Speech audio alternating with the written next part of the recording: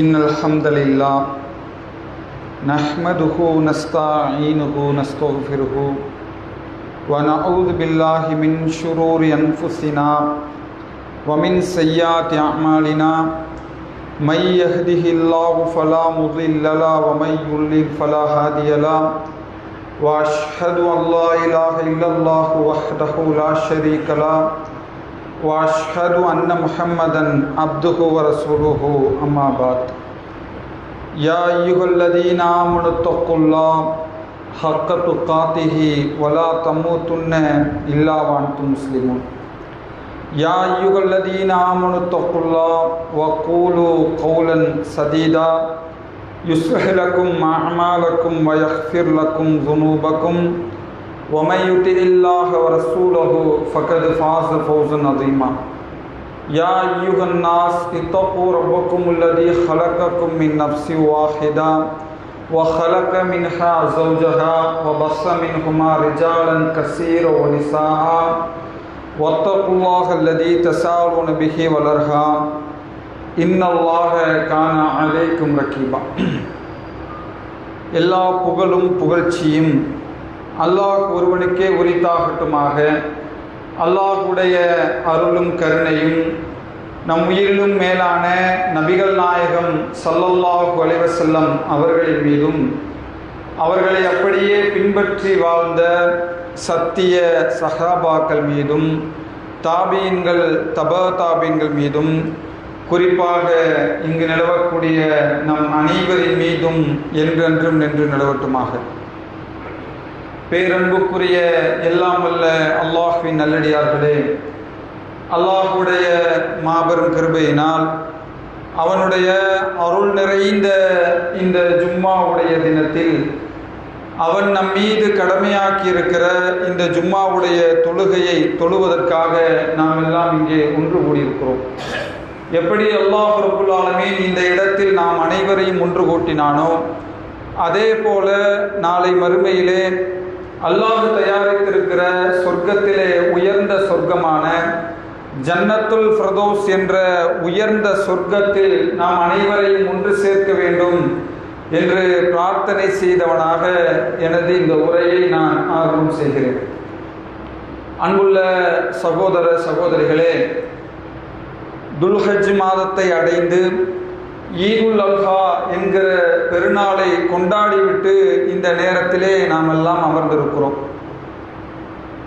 இந்த நேரத்தை பொறுத்தவரை அல்லாஹ் ரப்புல் ஆலமீன் திருமறை குர்ஆனிலே துல்ஹஜ் மாதத்தை அல்லாஹ் புனிதப்படுத்தியிருக்கிறான். அந்த மாதத்தில் ஹஜ் என்கிற கடமையை அல்லாஹ் ரப்புல் ஆலமீன் ஆக்கியிருக்கிறான். அந்த ஹஜ் என்கிற கடமையை பொறுத்தவரை குறிப்பிட்ட 6 நாட்கள் செய்யக்கூடிய அமலாக அல்லாஹ் ஆக்கியிருக்கிறான். பிற 8 பிற 8, 9, 10, 11, 12 இந்த 6 நாட்கள் செய்யக்கூடிய வணக்க வழிபாடுகளாக அல்லாஹ் ரப்புல் ஆலமீன் ஆக்கியிருக்கிறான். அப்படி என்கிற இந்த ஹஜ் என்கிற கடமையை பொறுத்தவரை நபிகள் நாயகம் ஸல்லல்லாஹு அலைஹி வஸல்லம் அவர்கள் இதே துல்ஹஜ்ஜுடைய மாதத்திலே மக்களுக்கு அறிவிப்பு செய்து ஒரு இறுதி உரை மக்களிடத்திலே நிகழ்த்தினார்கள்.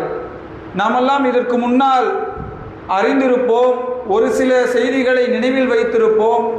நபிகள் நாயகம் ஸல்லல்லாஹு அலைஹி வஸல்லம் அவர்கள் ஆற்றிய இறுதி பேருரை என்ற பெயரிலே புத்தகங்களாக, நோட்டீஸ்களாக எந்த அளவுக்கு அது சென்றிருக்கிறது என்று சொன்னால், ஒவ்வொரு கடைகளிலும் கூட அதை தொங்கவிட்டிருப்பார்கள்.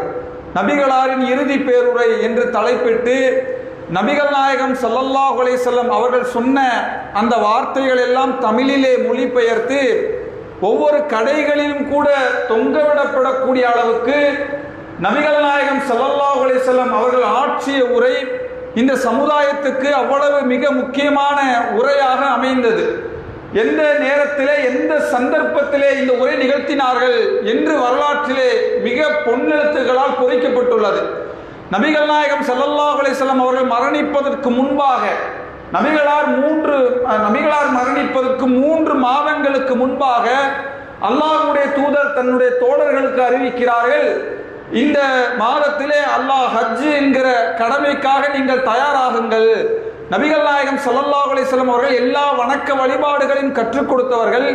இறுதியாக ஹஜ் என்கிற வணக்கத்தை எப்படி அமைத்துக் கொள்ள வேண்டும் என்பதற்காக எல்லா தோழர்களையும் அல்லாஹ்வுடைய தூதர் அந்த ஹஜ்ஜுக்கு தயாராக சொல்லுகிறார்கள். அங்கே இருந்த எல்லா நபித்தோழர்களும், சுற்றி இருந்த எல்லா நாடுகளிலும் இருந்த நபிகள் நாயகம் ஸல்லல்லாஹு அலைஹி வஸல்லம் அவர்கள் சொன்ன அந்த அறிவிப்பை கேட்டு எல்லா நபித்தோழர்களும் அந்த பயணத்துக்கு தயாரானார்கள். எந்த அளவுக்கு தயாரானார்கள் என்று கேட்டால், கிட்டத்தட்ட வரலாற்றிலே பதிவு செய்திருக்கிறார்கள், 1,50,000க்கு அதிகமான நபித்தோழர்கள், அதிகமான சகாபாக்கள் அந்த இடத்திலே குழுமினார்கள். அந்த ஹஜ்ஜை நிறைவேற்றுவதற்காக அந்த இடத்திலே ஒன்று கூடினார்கள் என்று சொல்லக்கூடிய அளவுக்கு 1,50,000க்கு அதிகமான தோழர்களோடு நபிகள் நாயகம் ஸல்லல்லாஹு அலைஹி வஸல்லம் அவர்கள் அந்த ஹஜ் என்கிற கடமையை சொன்னார்கள். எந்த அளவுக்கு சொன்னார்கள் என்று கேட்டால், என்னுடைய தோழர்களே, இதோ இந்த ஹஜ் உடைய நாளில் அல்லாஹ்வுடைய தூதர் ஆரம்பிக்கிறார்கள். நீங்கள் ஹஜ்ஜுடைய உங்களுடைய எந்த சந்தேகங்களாக இருந்தாலும் இந்த நேரத்திலே என்னிடத்திலே கேட்டு நீங்கள் தெரிந்து கொள்ளுங்கள்.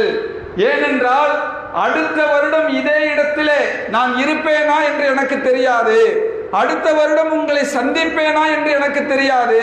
எனவே ஹஜ் சம்பந்தமான உங்களுடைய எல்லா கேள்விகளையும் என்னிடத்திலே நீங்கள் கேட்டு தெரிந்து கொள்ளுங்கள் என்று நபிகள் நாயகம் ஸல்லல்லாஹு அலைஹி வஸல்லம் அவர்கள், ஒரு விடைபெறக்கூடிய மனிதர் எப்படி பேசுவாரோ, எப்படி நடந்து கொள்வாரோ, அதன் அடிப்படையிலே நபிகள் நாயகம் ஸல்லல்லாஹு அலைஹி வஸல்லம் அவர்கள் ஒட்டுமொத்த நபித்தோழர்களிடத்திலே, அந்த மினாவிலே, அந்த அரஃபாவிலே, அந்த முஸ்தலிபாவிலே நபிகள் நாயகம் ஸல்லல்லாஹு அலைஹி வஸல்லம் அவர்கள் மக்கள் கூடுகிற இடங்களில் எல்லாம் ஒரு இறுதி வசியத் என்று சொல்வார்களே, அதுபோன்ற மிக முக்கியமாக தங்களுடைய வாழ்நாளில் எதையெல்லாம் கடைசியாக சொல்ல வேண்டுமோ அப்படியான செய்திகளை நபித்தோழர்களிடத்திலே சொன்னார்கள். எந்த அளவுக்கு சொன்னார்கள் என்று கேட்டால், பல செய்திகளை நபிகள் நாயகம் ஸல்லல்லாஹு அலைஹி வஸல்லம் அவர்கள் நபித்தோழர்களுக்கு அறிவிக்கிறார்கள். அந்த பேருரையிலே நபிகள் நாயகம் ஸல்லல்லாஹு அலைஹி வஸல்லம் அவர்கள் சொன்னார்கள், மக்களே, உங்கள் இறைவன் ஒரே ஒரு இறைவன் தான். அல்லாஹ்வுடைய தூதர் அந்த இறுதி பேருரையிலே சொன்னார்கள், உங்களுடைய தந்தை ஒரே ஒருவர் தான். ஒரு அரபியரை விட அரபி அல்லாதவருக்கு எந்த சிறப்பும் இல்லை. ஒரு கருப்பரை விட எந்த ஒரு சிவப்பருக்கும் எந்த சிறப்பும் இல்லை. ஒரு சிவப்பு நிறத்தில் உள்ளவரை விட ஒரு கருப்பு நிறத்தில் இருப்பவரை விட எந்த சிறப்பும் இல்லை. உங்களிலே சிறந்தவர் யார் என்று கேட்டால் யார் அல்லாஹ்வை அஞ்சுகிறார்களோ, யார் அல்லாஹ்வை பயப்படுகிறாரோ அவர்தான் அல்லாஹ்விடத்திலே சிறந்தவர் என்று சொல்லி நபிகள் நாயகம் ஸல்லல்லாஹு அலைஹி வஸல்லம் அவர்கள் ஒட்டுமொத்த மனித சமுதாயத்துக்கும் அந்த இடத்திலே இன வெறியை, மொழி வெறியை அல்லாஹ்வுடைய தூதர் அடித்தார்கள். சிந்தித்து பாருங்கள் அன்புள்ள சகோதர சகோதரிகளே, நபிகள் நாயகம் ஸல்லல்லாஹு அலைஹி வஸல்லம் அவர்கள் செய்கிற அந்த இறுதி பேருரையிலே ஒட்டுமொத்த சமுதாயத்துக்கும் நிறவெறிக்கு எதிராக, மொழிவெறிக்கு எதிராக, இனவெறிக்கு எதிராக அல்லாஹ்வுடைய தூதர் ஒரு தீர்வை சொன்னார்கள். ஒட்டுமொத்த மனித சமுதாயத்தும் அழைத்து சொன்னார்கள், உங்கள் இறைவன் ஒரே ஒருவன் தான், உங்களுடைய தாய் தந்தை ஒரே ஒருவர் தான், ஒருவரின் மூலமாகத்தான் அல்லாஹ் உங்களை இந்த உலகத்திலே பல்கி பெருகச் செய்திருக்கிறான் என்று சொன்னார்கள். சிந்தித்து பாருங்கள் அன்புள்ள சகோதரர்களே, இன்றைக்கு நம்முடைய நாட்டிலே இருக்கிற தீண்டாமை, குறிப்பாக தமிழகத்திலே இருக்கிற தீண்டாமை என்று சொன்னால் எந்த அளவுக்கு தமிழகத்திலே பெயர் போயிருக்கிறது, போராடி இருக்கிறார்கள், உயிரை விட்டிருக்கிறார்கள் என்று சொன்னால் கிட்டத்தட்ட 100 ஆண்டுகளுக்கு மேலாக தமிழ் சமூகம் அதற்காக போராடி கொண்டிருக்கிறது. எத்தனையோ சட்டங்களை கொண்டு வந்து விட்டார்கள். எத்தனையோ சிறுபிள்ளை படிக்கக்கூடிய பாட புத்தகத்தில் கூட அந்த பொன்மொழியை எழுதிவிட்டார்கள்.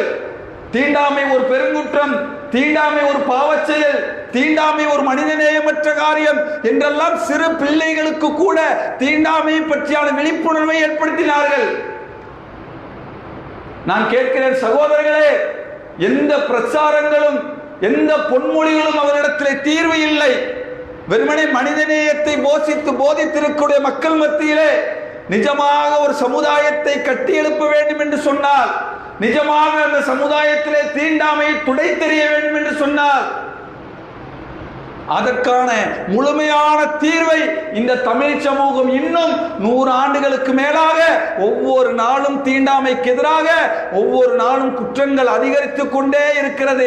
அதற்கான தீர்வுகளை இன்றைக்கு தேடியவர்கள் இல்லை. 1400 ஆண்டுகளுக்கு முன்பாக நபிகளார் தீண்டாமைக்கு எதிராக பேசினார்கள். மொழிவெறியை உடைத்தார்கள், இனவெறியை உடைத்தார்கள், ஊர்வெறியை உடைத்தார்கள், கருப்பரை உடைத்தார்கள், சிவப்பரை உடைத்தார்கள். அனைவரும் ஒரு தாய் தந்தைக்கான பிள்ளைகள் என்று சொன்னார்கள். உலகத்திலே 800 கோடி மக்களாக நீங்கள் இருந்தாலும் உங்கள் ஒரு தாய் வழியாக, ஒரு தந்தை வழியாக நீங்கள் பிறந்தவர்கள், பிறப்பிலே உயர்வு தாழ்வு இல்லை என்று சொல்லி 1400 ஆண்டுகளுக்கு முன்பாக தீண்டாமையை ஒழித்து காட்டிய நபிகள் நாயகம் ஸல்லல்லாஹு அலைஹி வஸல்லம் அவர்கள் எந்த இடத்திலும் அல்லாஹ்வுடைய தூதர் தீண்டாமைக்கு எதிராக அப்படியான ஒரு செய்திகளை மிக முக்கியமாக மனித சமுதாயத்துக்கு சொன்னார்கள்.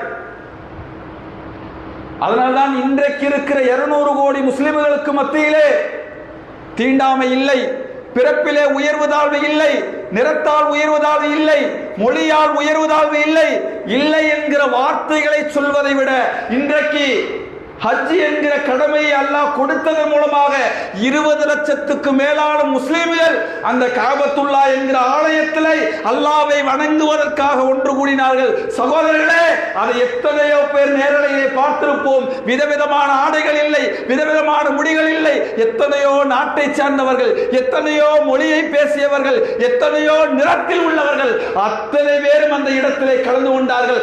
அனைவருக்கும் ஒரு ஆடைதான், அங்கே எந்த ஏற்றத்தால் இல்லை. அனைத்து மக்களையும் அல்லாஹ் ஹஜ் என்கிற கடமையின் மூலமாக ஒன்று கூட்டினார். ஒட்டுமொத்த மனித சமுதாயமும் அந்த காட்சியை பார்த்தது. எப்படி? அங்கே செல்வந்தர்களுக்கென்று தனி அறை இல்லை, வசதி படைத்தவர்களுக்கென்று முன் இருக்கைகள் இல்லை, ஏழை எளியவர் என்பதற்காக அந்த காபத்துல்லா என்கிற ஆலயத்திலிருந்து விரட்டப்படவில்லை. 20-25 லட்சம் முஸ்லிம்கள் அந்த இடத்திலே ஒரு நாளிலே அல்லாஹ்வுடைய ஆலயத்தை தரிசிப்பதற்காக ஒன்று கூடினார்கள். ஒட்டுமொத்த மக்களும் ஒரு குடையின் கீழ் அல்லாஹ்வுடைய தூதர் ஒன்று கூட்டி காட்டினார்களே. அன்புள்ள சகோதரர்களே, தீண்டாமையை ஒழித்த மார்க்கம் இஸ்லாம்.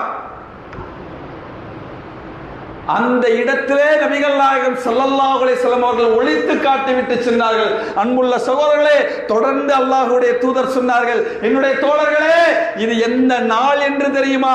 சுத்தி சகாபாக்கள் எல்லாம் கேட்கிறார்கள், அல்லாஹ் இது எந்த மாதம் என்று தெரியுமா? இது எந்த இடம் என்று தெரியுமா? அல்லாஹ்வுடைய தூதர் நபி தோழரிடத்தில் கேட்டார்கள். தெரியும், எல்லா தோழர்களுக்கும் தெரியும், புனிதமான துல்ஹஜ்ஜுடைய மாதத்திலே இருக்கிறோம், புனிதமான அரஃபாவுடைய இடத்திலே இருக்கிறோம், புனிதமான பிறை 9 என்கிற புனிதமான நாளிலே இருக்கிறோம். நபிகள் நாயகம் ஸல்லல்லாஹு அலைஹி வஸல்லம் அவர்கள் நபி தோழர்களை பார்த்து சொன்னார்கள், என் தோழர்களே, இந்த நாள் எவ்வளவு புனிதமானதோ, இந்த இடம் எவ்வளவு புனிதமானதோ, அதுபோல உங்கள் ஒவ்வொருவருடைய ரத்தம் இன்னொருவருக்கு புனிதமானது, உங்கள் ஒவ்வொருவருடைய பொருளாதாரம் இன்னொருவருக்கு புனிதமானது, உங்கள் ஒவ்வொருவருடைய மான மரியாதைகள் இன்னொருவருக்கு புனிதமானது என்று அல்லாஹ்வுடைய தூதர் சொன்னார்கள். எப்படி சொன்னார்கள் சகோதரர்களே? சாதாரணமாக ஒரு முஸ்லிமுடைய ரத்தத்திலே கை வைத்து விடாதீர்கள். காபத்துல்லா என்கிற ஆலயம் உங்கள் உள்ளத்திலே எந்த இடத்திலே இருக்குமோ, எந்த தரத்திலே இருக்குமோ, இறைவனுக்காக கட்டப்பட்ட ஆலயத்தை எந்த முறையிலே உங்கள் உள்ளத்திலே வைத்து பார்ப்பீர்களோ, அதுபோல ஒரு முஸ்லீமுடைய ரத்தத்தை ஒரு முஸ்லீமை அடிப்பதற்கு முன்னால் அவன் புனிதமானவன், புனிதமானதை தொட்டுவிடக் கூடாது என்று பாருங்கள் சகோதரர்களே. அவ்வளவு அல்லாஹ்வுடைய தூதர் புனிதப்படுத்தி சொன்னார்கள். யாருடைய பொருளாதாரத்தையும் தவறான முறையிலே கையாண்டு விடாதீர்கள். அது அந்த காபத்துல்லா என்கிற இடத்தை விட, அந்த நாளை விட, அந்த மாதத்தை விட புனிதமானது. என்ன புனிதமானது? அடுத்தவருடைய பொருளாதாரம், அடுத்தவருடைய காசு பணம் புனிதமானது. சகோதரர்களை கேட்கிறேன், அரஃபாவுடைய நாளை கடந்து வந்திருக்கிறோம். என்ன பாடம், என்ன படிப்பினை பெற்றிருக்கிறோம்? பொருளாதாரத்தை பற்றியான என்ன பார்வையை மாற்றி இருக்கிறோம்? இன்னொருவருடைய பொருளாதாரம் புனிதமானது என்று அல்லாஹ்வுடைய தூதர் சொன்னார்களே, அடுத்தவருடைய பொருளாதாரத்தை எவ்வளவு கவனமாக, எவ்வளவு விழிப்போடு அவரிடத்திலே கொடுக்கல் வாங்கலாக இருந்தாலும், அவரிடத்திலே கடன் வாங்குவதாக இருந்தாலும், அவருடைய பொருளாதாரத்தை எடுத்து தொழில் நடத்துவதாக இருந்தாலும் அது புனிதமானது, அது அமானிதமானது. சாதாரண புனிதம் அல்ல, சாதாரண அமானிதம் அல்ல. காபத்துல்லா என்கிற ஆலயத்தை விட என் சக சகோதரனுடைய பொருளாதாரம் எனக்கு புனிதம், சக மாதத்தினுடைய பொருளாதாரம் எனக்கு புனிதம். அந்த நாளினுடைய இடத்தை விட என் சக சகோதரனுடைய பொருளாதாரம் இருக்கிறது, அந்த பொருளாதாரம் எனக்கு புனிதமானது என்று சொன்னார்கள். சகோதரர்களை, இன்றைக்கு அடுத்தவருடைய பொருளாதாரத்தை அப்படி புனிதமாக பாதுகாத்து, அப்படி அமானிதமாக பாதுகாத்து, அந்த புனிதத்தை, அந்த அமானிதத்தை அடுத்தவர்களிடத்தில் ஒப்படைக்கக்கூடியவர்களாக இருக்கிறோமா? கடைசியாக இறுதியாக ஒட்டுமொத்த நபித்தோழர்களையும் அழைத்து அரஃபாவுடைய நாளிலே, புனிதமான நேரத்திலே, புனிதமான இடத்திலே அல்லாஹ்வுடைய தூதர் இந்த செய்தியை சொன்னார்கள் என்று சொன்னால் எந்த அளவுக்கு புனிதமாக பார்க்கப்பட வேண்டிய செய்தி சொன்னார்கள் அல்லாஹ்வுடைய தூதர். அடுத்து சொன்னார்கள், உங்களுடைய மான மரியாதை புனிதமானது. சகோதரர்களை, நான் கேட்கிறேன், இன்றைக்கு முஸ்லிம்களை விடுங்கள், சாதாரணமாக இன்றைக்கு முஸ்லிம் என்கிற வட்டத்தை தாண்டி கூட சர்வ சாதாரணமாக அடுத்தவர்களை பேசுகிறோம், அடுத்தவர்களை எழுதுகிறோம், அடுத்தவர்களை மான மரியாதையை வாங்குவதற்கு கூட நம்முடைய உள்ளத்தில் எந்த உறுத்தலும் இல்லை. அல்லாஹ்வுடைய தூதர் சொன்னார்கள், அடுத்தவருடைய மானத்தை, அடுத்தவருடைய மரியாதையை சாதாரணமாக நினைத்து விடாதீர்கள். காபத்துல்லா என்கிற ஆலயம் எவ்வளவு புனிதமாக பார்ப்பீர்களோ, உங்கள் சக சகோதரனுடைய மானத்தை, மரியாதையை புனிதமாக பாருங்கள் என்று சொன்னார்கள். இன்றைக்கு அப்படி பார்க்கிறோமா? சக முஸ்லிமிடத்திலே எந்த காரணத்தை கொண்டும் அவன் தவறு செய்தால் அவன் மானத்தை, அவன் மரியாதையை நான் எழுதிவிடக் கூடாது, பேசிவிடக் கூடாது, அடுத்தவரிடத்திலே சொல்லிவிடக் கூடாது. எப்படி சக முஸ்லிமிடத்திலே, சக நண்பர்களிடத்திலே நடந்து கொள்ளுகிறோம்?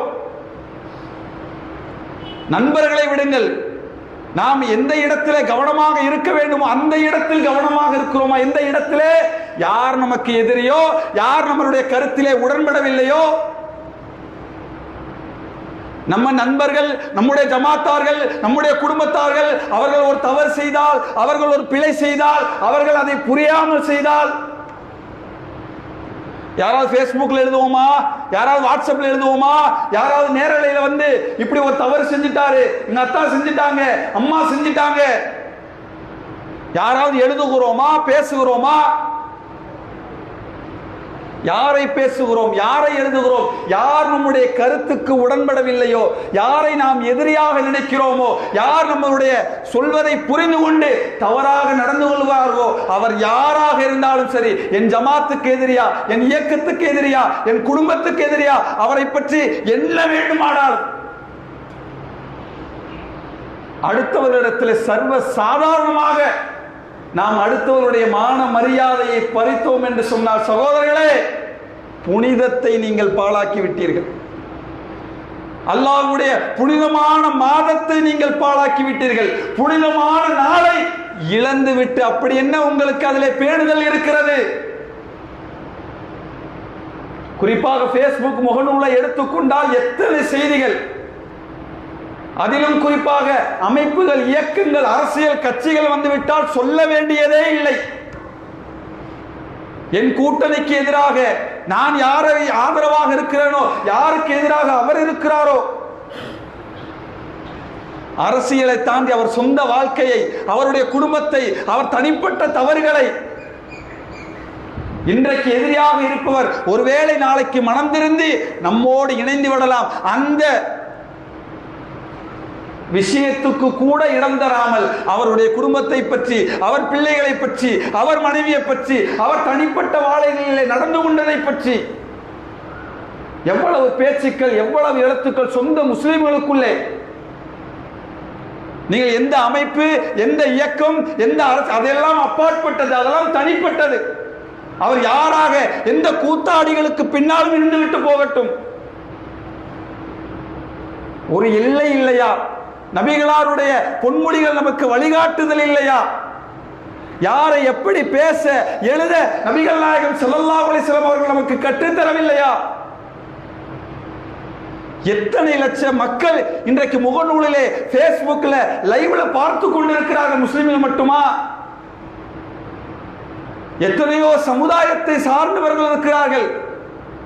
முஸ்லிம் இன்னும் எந்த அளவுக்கு என்றால், பிற சமுதாய மக்கள், அரசியல் கட்சியிலே ஊறியவர்கள், அரசியல் நடத்துபவர்கள், அவர்கள் கூட இந்த அளவுக்கு தரம் தாழ்ந்து பேசுவதில்லை. முகநூலில் பேசுறதில்லை, முகநூலில் எழுதுவதில்லை. ஆனால் நம்முடைய சகோதரர்கள் என்று கேட்டு பார்த்தால், சகோதரர்களே, அமைப்பு என்கிற பெயரிலே, இயக்கங்கள் என்ற பெயரிலே, அரசியல் கட்சிகள் என்ற பெயரிலே நீங்கள் ஒரு ஆதரவு நிலைப்பாட்டு எடுத்த ஒரே காரணத்துக்காக சக சகோதரனுடைய மானத்தை, மரியாதையை, அவருடைய குடும்பத்தை நீங்கள் உங்களால் முகநூலிலே எழுத முடிந்தது என்று சொன்னால், அன்புள்ள சகோதரர்களே, அல்லாஹ்வுடைய தூதர் சொன்னார்களே, இந்த நாள் எப்படி புனிதமானதோ, இந்த மாதம் எப்படி புனிதமானதோ, இந்த இடம் எப்படி புனிதமானதோ, அதுபோல சக சகோதரனுடைய மான மரியாதையை புனிதமானது. அதை சீரழித்தால் என்ன நிலை மறுமையிலே வரும் என்பதை நாம் சிந்திக்க வேண்டும். நபிகள் நாயகம் ஸல்லல்லாஹு அலைஹி வஸல்லம் அவர்கள் அதைத்தான் சொன்னார்கள். இந்த நாள், இந்த மாதம், இந்த இடம் அடுத்தவருடைய ரத்தம் புனிதமானது, அடுத்தவருடைய பொருளாதாரம் புனிதமானது, அடுத்தவருடைய மான மரியாதை புனிதமானது. ஒரு 5 நிமிடம் தனிமையிலே அமர்ந்து, நான் பேஸ்புக்கில், வாட்ஸ்அப்ல என்ன பேசுறேன், என்ன எழுதுறேன், என் சக நண்பர்களிடத்திலே ஒரு அரை மணி நேரம் அமர்ந்தால் எனக்கு என்ன பேச்சு வருகிறது, அப்படி கவனமா ஒரு இரவு தூங்குகிற நேரத்திலே 12 மணி நேரத்தில் எவ்வளவு மணி நேரம் என்னென்ன சிந்தித்து பாருங்கள். எவ்வளவு புறம் பேசுகிறோம், எவ்வளவு அவதூறு பேசுகிறோம், நம்மை பிடிக்காதவர்களை பற்றி எத்தனை மணி நேரம் அதை செவிதாழ்த்து கேட்டுக்கொண்டிருக்கிறோம். நம்மளை பிடிக்காதவங்களை பத்தி ஏதாவது 2 விஷயம் சொன்னா போதும், வாங்க போய் கூட்டு உட்கார, அரை மணி நேரம், 1 மணி நேரம். நம்முடைய உள்ளத்துல என்னெல்லாம் அவரை பத்தி நினைக்கிறோமோ எல்லாத்தையும் கொட்டி விடுவோம். சகோதரர்களே, மான மரியாதை புனிதமானது சகோதரர்களே. அவர் ஏழையாக இருக்கலாம், இல்லாதவர்களாக இருக்கலாம், உங்களை விட எந்த நிலையிலும் கீழ்நிலையில இருக்கலாம். ஆனால் அல்லாஹ்விடத்தில் யார் சிறந்தவர்கள்? யார் அல்லாஹ்வை அஞ்சுகிறார்களோ அவர்கள் தான் சிறந்தவர்கள் என்று அல்லாஹ் சொல்லுகிறான். அடுத்து சொன்னார்கள், சகோதரர்களே, அல்லாஹ்வுடைய தூதர் சொன்ன ஒவ்வொரு செய்திகளும் வரலாற்றிலே பொன்னெழுத்துக்களால் பொறிக்கப்பட வேண்டிய இவை ஒட்டுமொத்த மனித குலத்துக்கும் அல்லாஹ்வுடைய தூதர் அந்த இறுதி பேருரையை சொன்னார்கள். அவர்களை பார்த்து சொன்னார்கள், பெண்கள் விஷயத்திலே நீங்கள் அல்லாஹ்வை பயந்து கொள்ளுங்கள். சகோதரர்களே, ஒரே ஒரு செய்தி தான். இந்த ஒரு செய்தியை வைத்து ஒரு நாள் கணக்கிலே பேசலாம் என்கிற அளவுக்கு மிக விரிவாக அல்லாஹ்வுடைய தூதர் ஒற்றை வார்த்தையிலே சொன்னார்கள், பெண்கள் விஷயத்தில் பயந்து கொள்ளுங்கள். நீங்கள் அவர்களை அமானிதமான முறையிலே பெற்றுக் கொண்டிருக்கிறீர்கள். உங்களுக்கு உங்கள் மனைவி அமானிதம், உங்கள் பிள்ளை அமானிதம், உங்கள் குடும்பத்தில் இருக்கிற உங்கள் பெற்றோர் உங்களுக்கு அமானிதம்.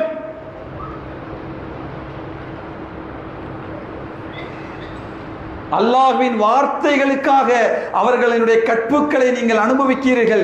நீங்கள் வெறுக்கும் எவரையும் உங்கள் வீட்டுக்கு அனுமதிக்க கூடாது. இது உங்கள் மனைவியர் உங்களுக்கு செலுத்த வேண்டிய கடமையாகும். இதற்கு மாற்றமாக அவர்கள் நடந்தால் காயம் ஏற்படுத்தாத வகையிலே அவர்கள் அடையுங்கள். நீங்கள் நல்ல முறையிலே அவர்களுக்கு உணவு கொடுங்கள், உடை கொடுங்கள், மனைவிக்கு வழங்க வேண்டும். இது நீங்கள் மனைவிக்கு செலுத்த வேண்டிய கடமையாகும் என்று அல்லாஹ்வுடைய தூதர் சொன்னார்கள். சகோதரர்கள், குடும்ப வாழ்க்கையை சொன்னார்கள். நான் கேட்கிறேன், இறுதி பேருரை எத்தனை செய்திகள் இருக்கும், எவ்வளவு இணை வைப்பு பிதஅத் என்று சொல்லி அதற்கு பிறகு வரக்கூடிய எவ்வளவு செய்திகள் இருக்கும். அல்லாஹ்வுடைய தூதர் சுருக்கமாக சொன்ன செய்திகள், பயந்து கொள்ளுங்கள், அல்லாஹ்வை பயந்து கொள்ளுங்கள், உங்கள் மனைவி உங்களுக்கு அமானிதம், உங்கள் ஆண் ஆதிக்கத்தை ஒருபோதும் அவர்களிடத்தில் காட்டி விடாதீர்கள். சகோதரர்களே, இன்றைக்கு எத்தனையோ விவாகரத், எத்தனையோ தலாக் போன்ற எவ்வளவோ பிரச்சனைகளை பார்க்கிறோம். காரணம் என்ன? ஆதிக்கம்.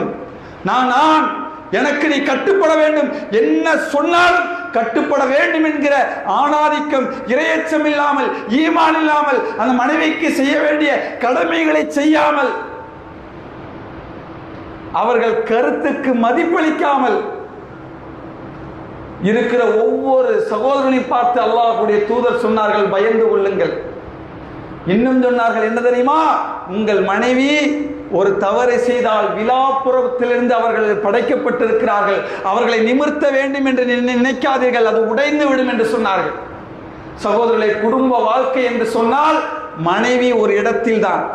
அவர்களை நீங்கள் 100% உங்களுக்கு தோதுவாக, உங்களுக்கு சரியாக கொண்டு வர முயற்சி எடுக்காதீர்கள் என்று சொன்னார்கள்.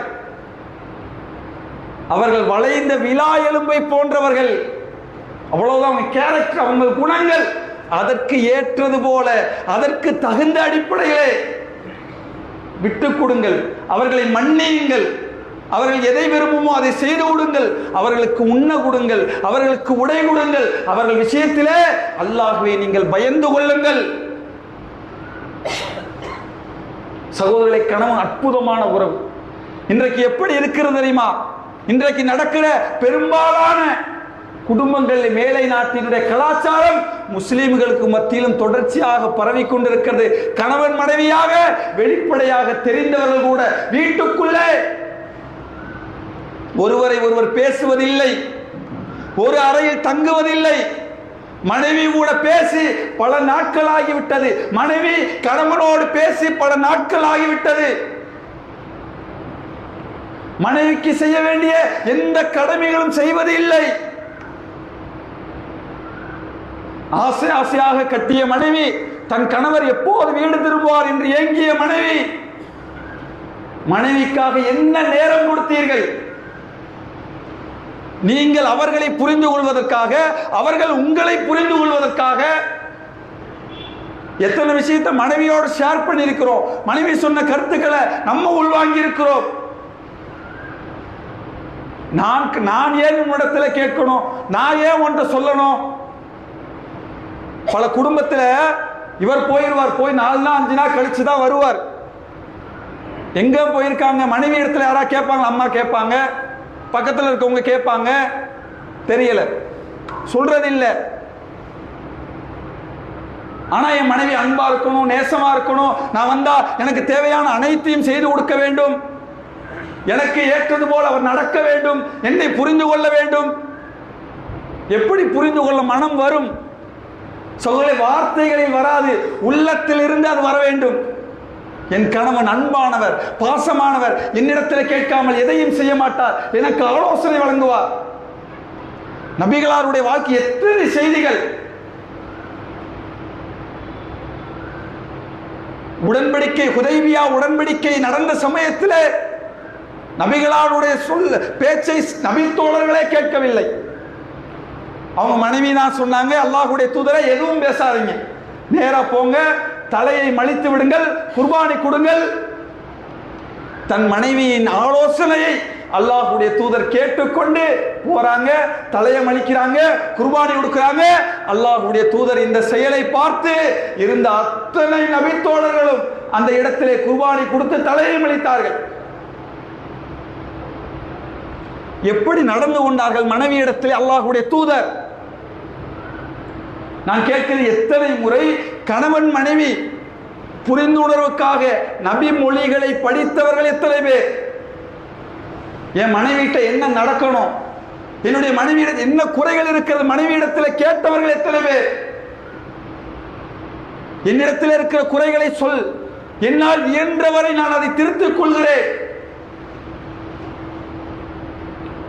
எனவே அன்புள்ள சகோதரர்களே, அல்லாஹ்வுடைய தூதர் இறுதி பேருரையிலே ஒட்டுமொத்த மனித சமுதாயத்துக்கும் சொன்ன வார்த்தை, பெண்கள் விஷயத்திலே அல்லாஹ்வை அஞ்சிக் கொள்ளுங்கள் என்று சொன்னார்கள். நாம் நம்முடைய குடும்ப வாழ்க்கையிலே ஒவ்வொரு செய்திகளிலும் அல்லாஹ்வை பயந்து, நான் செய்கிற என்னுடைய கோபம், என்னுடைய வெறுப்பு அல்லாஹ்வும் அவனுடைய தூதரும் சொன்ன அடிப்படையில் இருக்கிறதா, சொல்லாத அடிப்படையில் இருக்கிறதா என்று சிந்தித்து பார்த்து அல்லாஹ்வுடைய தூதர் சொன்ன பொன்மொழிகளை கடைபிடிக்கக்கூடிய நன்மக்களாக அல்லாஹ் ரப்புல் ஆலமீன் உங்களையும் என்னையும் ஆக்கி அருள வேண்டும் என்று கூறி என்னுடைய இந்த முதல் உரையை நிறைவு செய்கிறேன்.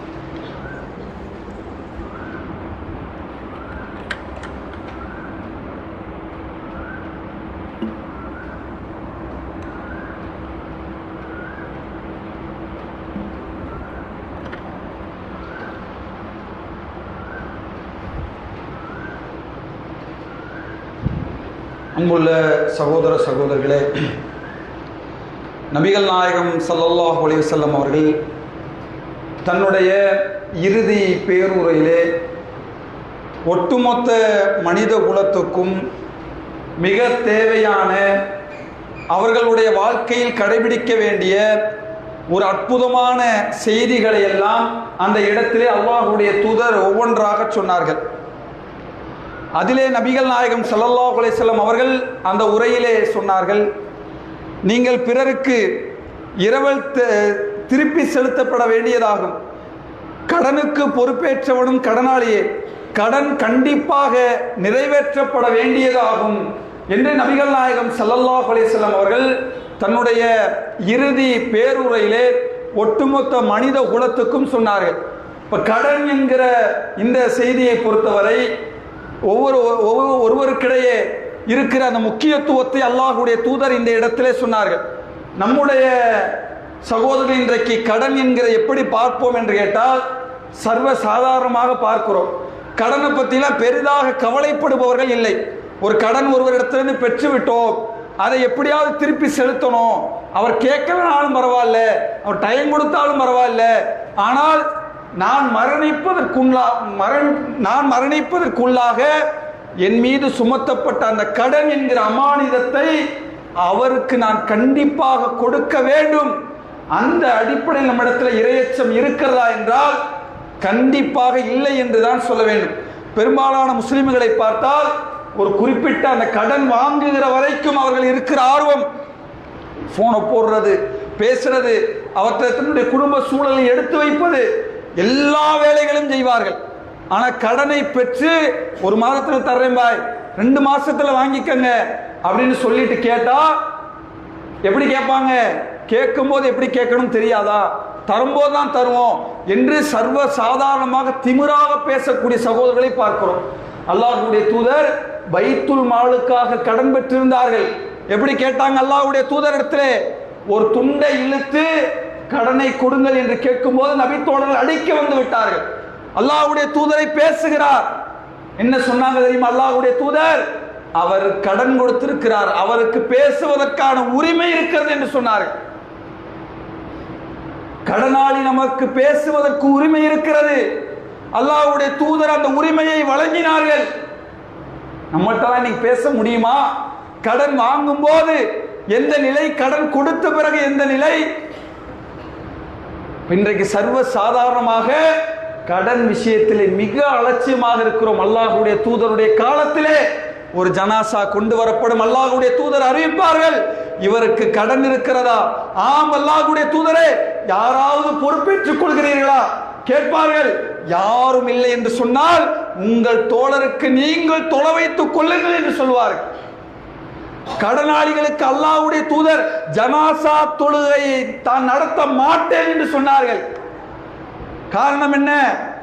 அல்லாஹ் இந்த ஜனாசாவை மன்னிக்கப்பட வேண்டும் என்று சொன்னால் சக சகோதரன் மன்னிக்கப்பட வேண்டும். இவன் கடனாளியாக இருந்து மரணித்தால் இவன் மரணிக்காத வரை அல்லாஹ் மன்னிக்க மாட்டான் என்று அல்லாஹ்வுடைய தூதர் எத்தனையோ நபிமொழிகளை சொன்னார்களே. அதனால் கடனாளியாக வந்தால் அல்லாஹ்வுடைய தூதர் அந்த ஜனாசாவை தொலை உங்கள் சகோதரருக்கு நீங்கள் தொலை வைத்துக் கொள்ளுங்கள் என்று சொன்னார்கள். என்று சொன்னால் எந்த அளவுக்கு நபிகள் நாயகம் ஸல்லல்லாஹு அலைஹி வஸல்லம் அவர்கள் கடன் விஷயத்திலே இந்த சமுதாயத்துக்கு எச்சரிக்கை செய்திருக்கிறார்கள் என்பதை நாம் உணர்ந்து கொள்ள வேண்டும். எனவே அன்புள்ள சகோதரர்களே, இது போன்ற நிறைய செய்திகளை அல்லாஹ்வுடைய தூதர் தன்னுடைய இறுதி பேருரையிலே மனித சமுதாயத்துக்கு சொன்னார்கள். எத்தனை பேர் படித்திருக்கிறோம்? எத்தனை பேர் கேட்டிருக்கிறோம்? எத்தனை பேர் சிந்தித்திருக்கிறோம்?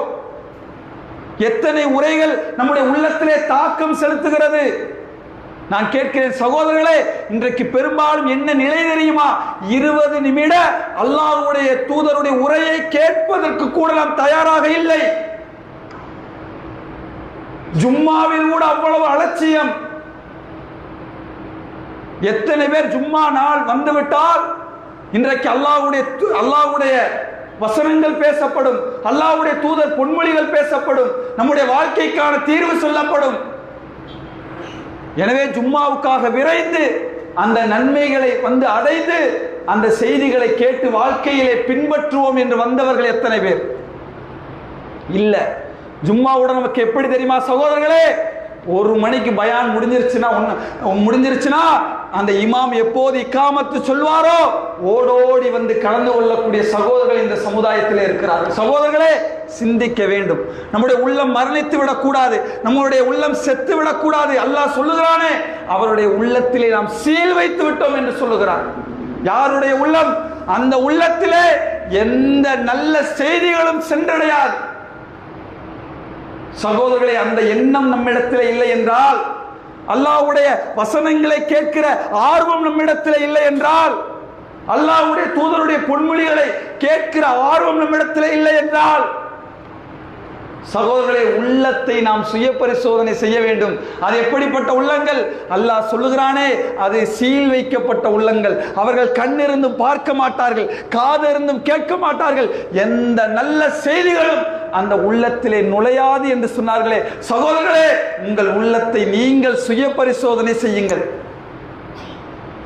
எவ்வளவு மணி நேரம் சுற்றுகிறோம், எவ்வளவு மணி நேரம் நண்பர்களிடத்திலே அரட்டை அடிக்கிறோம். ஒரு ஜும்மா முடிஞ்சிருச்சுன்னா 1 மணி நேரம் வெளியே நின்று கொண்டு பேசக்கூடிய சகோதரர்கள் இருக்கிறார்கள். ஆனால் ஜும்மா வாரம் வாரம் தெரியும், என்றைக்காவது ஒரு நாள் என்றால் விட்டுவிடலாம். கடைசியாக 6 மாத ஜும்மாக்களை எடுத்து பார்த்தால் எல்லாம் வந்தது 1 மணி 1:15. இக்காமத் சொல்லும் போது, பேசி முடிக்கும் போது, 2வது உரையில கடைசி வசனம் பேசும்போது எப்படி அமைதி கிடைக்கும்? அல்லாஹ் குர்ஆனிலே சொல்லி காட்டுகிறானே, அல்லாஹ்வுடைய நினைவிலே உங்கள் உள்ளங்கள் அமைதி பெறுகிறது என்று அல்லாஹ் சொல்லுகிறான். சகோதரர்களே, உலகத்தில் நிம்மதி எங்கேயும் இல்லை. பொருளாதாரத்தில் இல்லை, குடும்பத்தில் இல்லை, உலகத்தில் நீங்க எங்க தேடினாலும் எந்த செய்தியை கேட்டாலும் அங்கே நிம்மதி இல்லை. நிம்மதி கொடுக்கிற ஒரே இடம் குர்ஆனுடைய வசனம். நபிகள் நாயகம் ஸல்லல்லாஹு அலைஹி வஸல்லம் பொன்மொழிகள், இது போன்ற ஜும்மா உரைகள், இது போன்ற தர்பியாக்களை சொல்லக்கூடிய உரைகள், இது போன்ற குர்ஆனுடைய வசனங்களை சொல்லக்கூடிய இடங்கள் உங்கள் உள்ளத்தை அமைதி அடைய செய்துவிடும். சகோதரர்களே, அல்லாஹ் குர்ஆனிலே சொல்லி காட்டுகிறான், நாளை நரகத்திலே இருப்பவர்கள் எப்படி புலம்புவார்கள் தெரியுமா? சூரா முல்க். சகோதரரை குர்ஆனை படித்து பாருங்கள். சூரா முல்க் அந்த அத்தியாயத்தில் அல்லாஹ் பேசி காட்டுகிறான், தகாது தமையஸ். கொஞ்சம் முன்னாடி வந்து, பின்னாடி ஆள் நிற்கிறான், கொஞ்சம் முன்னாடி வந்து. சகோதரர்களை அல்லாஹ் குர்ஆனிலே சொல்லி காட்டுகிறான் சூரா முல்க் என்கிற அத்தியாயத்திலே. உங்களுக்கு நேரம் இருந்தால், உங்களுக்கு சிந்தனை இருந்தால், குர்ஆனோடு உங்களுக்கு தொடர்பு ஏற்பட வேண்டும் என்று சொன்னால் குர்ஆனை நீங்கள் படித்து பாருங்கள். அந்த அத்தியாயத்தில் அல்லாஹ் சொல்லுகிறான், தகாது தமையஸு மினல் கைர் குல்லமா உல்கிய ஃபீஹா ஃபௌஜுன் ஸஅலஹும் ஹஸனத்துஹா லம் யஅதிகும் நதீர் காலு பலா கத் ஜாஅனா நதீர் ஃபகذبنا وقلنا ما نزل الله من شيء இன் அன்தும் இல்லா ஃபீ லலாலின் கபீர். அவரிடத்தில் கேட்பார்கள், உங்களுக்கு அச்சமூட்டி எச்சரிக்கை செய்யக்கூடிய யாரும் இந்த இடத்திலே வரவில்லையா? உங்களுக்கு சொல்லலையா? குர்ஆனை சொல்லலையா? நபிமொழிகளை சொல்லலையா? குர்ஆனை சொல்ல போறோம், விரைவாக வாருங்கள் என்று உங்கள்கிட்ட சொல்லலையா? காலூபலா, சொன்னார்கள் எங்களிடத்தில் சொன்னார்கள், அலட்சியப்படுத்தி விட்டோம், தாமதமாக வந்தோம், அதை கேட்பதற்கு எங்கள் உள்ளத்திலே ஆர்வம் இல்லை, சிந்தனை இல்லை, அதை பற்றி எங்களுக்கு கவலை இல்லை. நாங்கள் கவலைப்பட்டிருந்தால், சிந்தித்திருந்தால், யோசித்திருந்தால், குர்ஆனுடைய வசனங்களை படித்திருந்தால், லவ் குன்னா நஸ்மஉ அவ் நஅகிலு மா குன்னா ஃபி அஸ்ஹாபிஸ் ஸபீர். நரகத்தில் இருப்பவர்கள் சொல்வார்களாம், எப்படி சொல்வார்கள்? நாங்கள் கேட்டிருந்தால், செவிமடுத்திருந்தால் இந்த நரகத்துக்கு நாங்கள் வந்திருக்க மாட்டோமே என்று அவர்கள் மறுமையிலே நரகத்தில் இருந்து கொண்டு சொல்லுவார்கள். அல்லாஹ் திருமறை குர்ஆனிலே நரகவாதிகளின் புலம்பல்களை அல்லாஹ் சொல்லி காட்டுகிறான். அன்புள்ள சகோதரர்களே, அமைதிக்கான இடம், நேர்வழிக்கான இடம். எவ்வளவோ பிரச்சனைகள், குடும்பத்தில் பிரச்சனை, தொழிலில் பிரச்சனை, நண்பர்கள்ட்ட பிரச்சனை, சமூகத்தில் பிரச்சனை, எதிரிகளின் மூலமாக பிரச்சனை, காபியர்களின் மூலமாக பிரச்சனை. தீர்வு எங்கே இருக்க சகோதரர்களே? இது போன்ற இடங்களில், குர்ஆன் வசனங்கள்ல, நபி மொழிகளில் தான் தீர்வு இருக்கு. தீர்வு சொல்லக்கூடிய இடங்கள், அந்த இடத்தை இழந்து விட்டோம், அந்த செய்திகளை கேட்க மறந்து விட்டோம் என்று சொன்னால் சகோதரர்களே, கண்டிப்பாக நம்மை நாமே சுய பரிசோதனை செய்ய வேண்டும். வாரத்தில் நடக்கிற ஒரு ஜும்மாவுடைய 20 நிமிட உரை கூட என் செவிகளில் விழுந்துவிடக் கூடாது என்று ஷைத்தான் என்னை தடமாற்றுகிறான் என்று சொன்னால் சகோதரர்களே, மீண்டும் மீண்டும் சுய பரிசோதனை செய்து அல்லாஹ்விடத்திலே தௌபா செய்ய வேண்டும். தாமதமாக வந்த சகோதரர்கள் அல்லாஹ்விடத்திலே கேட்க வேண்டும், யா அல்லாஹ், இந்த ஜும்மாவை நான் தாமதப்படுத்தி விட்டேன், இழந்து விட்டேன், உன்னுடைய வசனங்களை கேட்பதை விட்டும், உன்னுடைய நபி மொழிகளை கேட்பதை விட்டும் நான் தாமதப்படுத்தி விட்டேன். இனி வரக்கூடிய காலங்களில் அல்லாஹ்வுடைய தூதர் சொன்னார்களே, இந்த சபை சாதாரண சபை அல்ல சகோதரர்களே, மலக்குமார்கள் உங்களை சூழ்ந்திருக்கிறார்கள். இந்த உரை ஆரம்பிப்பதற்கு முன்னால் உங்களை கணக்கெடுத்தார்கள், உங்களை பட்டியலிலே சேர்த்தார்கள். எப்போது தெரியும்? நாளை மறுமையிலே விசாரணை நாளிலே தெரியும். யாரெல்லாம் ஜும்மாவுடைய உரை ஆரம்பிப்பதற்கு முன்னால் வந்தார்கள், முதல் நேரத்தில் வந்தார்கள், இரண்டாம் நேரத்தில் வந்தாங்க, மூணாவது நேரத்தில் வந்தாங்க, மலக்குகள் தங்கள் ஏட்டிலே அல்லாஹ்விடத்திலே காட்டுவார்கள். அந்த ஏட்டின் விசாரணை நன்மை தீமையாக எடை போடும். சகோதரர்களே, அந்த இடத்தில் நின்று கொண்டு கவலைப்பட்டு விடக்கூடாது. கொஞ்சம் ஒரு 10 நிமிஷம் முன்னாடி போயிருக்கலாம், ஒரு 1/4 மணி நேரம் முன்னாடி போயிருந்தா என் நன்மையின் தராசின் எடை என் தீமையை விட அதிகமாக சென்றிருக்கும் என்று அந்த மறுமை நாளில், அந்த விசாரணை நாளில் நம்முடைய நன்மை தீமைகளை எடை போட்டு கூடி கொடுக்கிற அந்த நாளிலே நாம் கவலைப்பட்டவர்களாக, முகம் கருத்தவர்களாக, துர்பாக்கியசாலியாக அந்த இடத்திலே மாறிவிடக் கூடாது. சகோதரர்களே, அல்லாஹ் சொல்லி காட்டுகிறார், உஜூஹு யௌமைதின் நாலிரா இலா ரப்பிஹா நாதிரா. அந்த நாளிலே சில முகங்கள் பிரகாசமாக இருக்கும், தன் இறைவனை அது பார்த்து கொண்டிருக்கும் என்று அல்லாஹ் சொல்லுகிறானே. அந்த அடிப்படையிலே வரக்கூடிய காலங்களிலே அதிகமாக நபிமொழிகளை கேட்போம், அல்லாஹ்வுடைய திருமறை குர்ஆனுடைய வசனங்களை கேட்போம். அதுதான் நிம்மதி, அதுதான் அமைதி, அதுதான் நேர்வழி, அதுதான் நம்மை வழிநடத்தி செல்லக்கூடிய ஒரு அற்புதமான ஆயுதம். சகோதரர்களே, எந்த சமுதாயத்திலும் இல்லை, எந்த கொள்கையிலும் இல்லை. நம்மளை சுற்றி எத்தனையோ கொள்கையிலே, எத்தனையோ கொள்கையை பின்பற்றி வாழக்கூடிய மக்கள் இருக்கிறார்கள், வழிகாட்டுதல் இல்லை, அவரிடத்தில் சரியான தீர்வு இல்லை.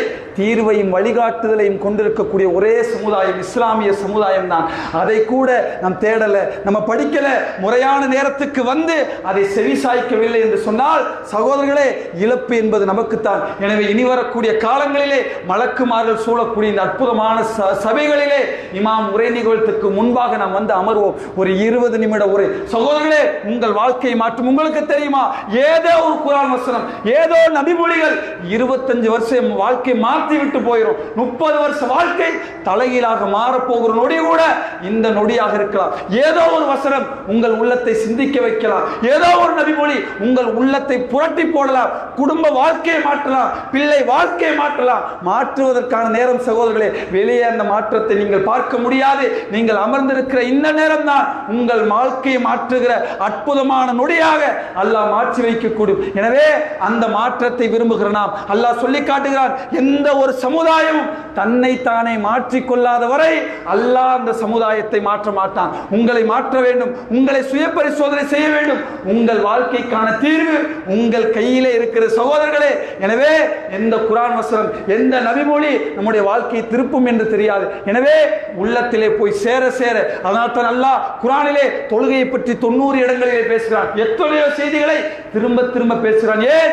ஏதேனும் ஒரு செய்தி, ஏதேனும் ஒரு வார்த்தை உங்கள் வாழ்க்கையை அப்படியே தலைகளாக மாற்றிவிடும். எனவே அப்படிப்பட்ட ஒரு அற்புதமான சபைகளிலே இருக்கிறோம். எனவே நபிகள் நாயகம் ஸல்லல்லாஹு அலைஹி வஸல்லம் அவர்கள் ஆற்றிய அந்த பேருரை மனதிலே வைத்து விரைந்து இது போன்ற சபைகளுக்கு வந்து அதன் ஜும்மாவுடைய முழு நன்மைகளை அடையக்கூடிய நன்மக்களாக அல்லாஹ் ரப்பல் ஆலமீன் உங்களையும் என்னையும் ஆக்கி அருள வேண்டும் என்று கூறி என்னுடைய உரையை நிறைவு செய்கிறேன்.